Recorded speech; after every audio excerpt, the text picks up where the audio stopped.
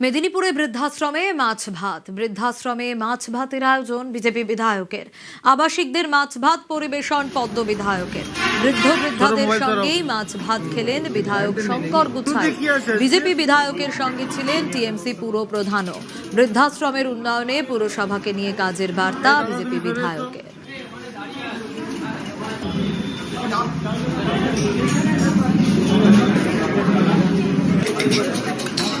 আমি যা করে নিচ্ছি আর লাগবে না।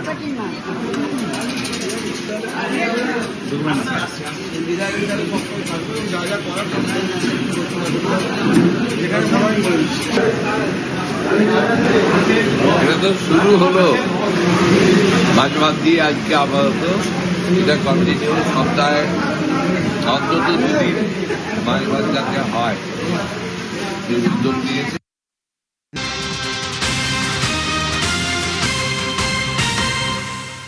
আর দক্ষিণ দমদমে পুরো নিয়োগে পাঁচু রায় রাবার স্ট্যাম্প। হ্যাঁ, আদালতে পাঁচু রায়ের বয়ান ইডির হাতিয়ার।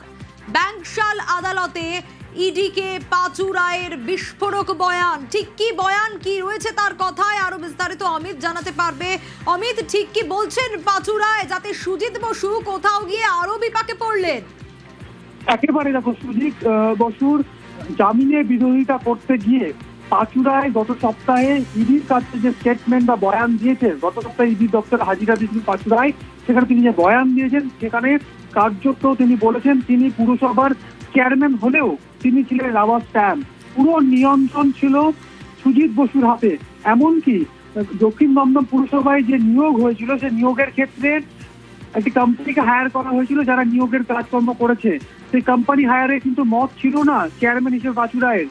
কার্যত সুজিতের নিয়ন্ত্রণে থাকা গোটা পুরসভা, যেখানে কাউন্সিলরদের একটা বড় অংশ সুজিতের সাথে যোগসাজশ করেছিলেন এই নিয়োগের ক্ষেত্রে, এবং অয়নশীলের কোম্পানিকে বরাদ দেওয়া হয়েছিল নিয়োগের কাজে, এবং সেখান থেকে অয়নশীল, সুজিত বসু এবং কাউন্সিলরদের একটা বড় অংশ যৌথভাবে দুর্নীতির সঙ্গে দুর্নীতি করেছে, নিয়োগের স্বচ্ছতা ছিল না।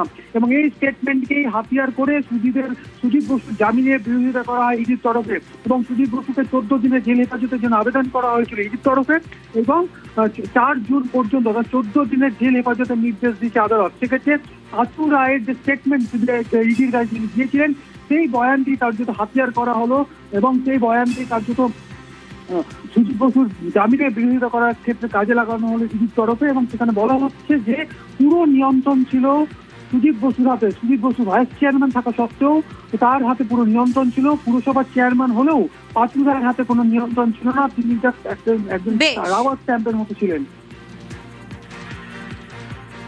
পাঁচুবাবু যে স্টেটমেন্টটা হয়েছে সেই স্টেটমেন্ট উনি বলেছেন আউটসোর্সিংয়ের ব্যাপারটা ছিল, সেটাতে ইনিশিয়ালি ওনার মত ছিল না, কিন্তু পরবর্তীকালে সব কাউন্সিলর এবং সে বোসের কথা ভেঙে উনি বললেন ঠিক আছে, আর তার জন্যে এই জিনিসটা হলো। সেক্ষেত্রে আমরা ওনার স্টেটমেন্টের উপরে ভিত্তি করে ফার্দার ইনভেস্টিগেশন করার জন্য নেতাই বাবুকে ডেকেছিলাম, কিন্তু উনি আসেননি। তো আমরা এই জন্য ওনার জুডিশিয়াল কাস্টাডি 14 দিনের জন্য চেয়েছি আজকে।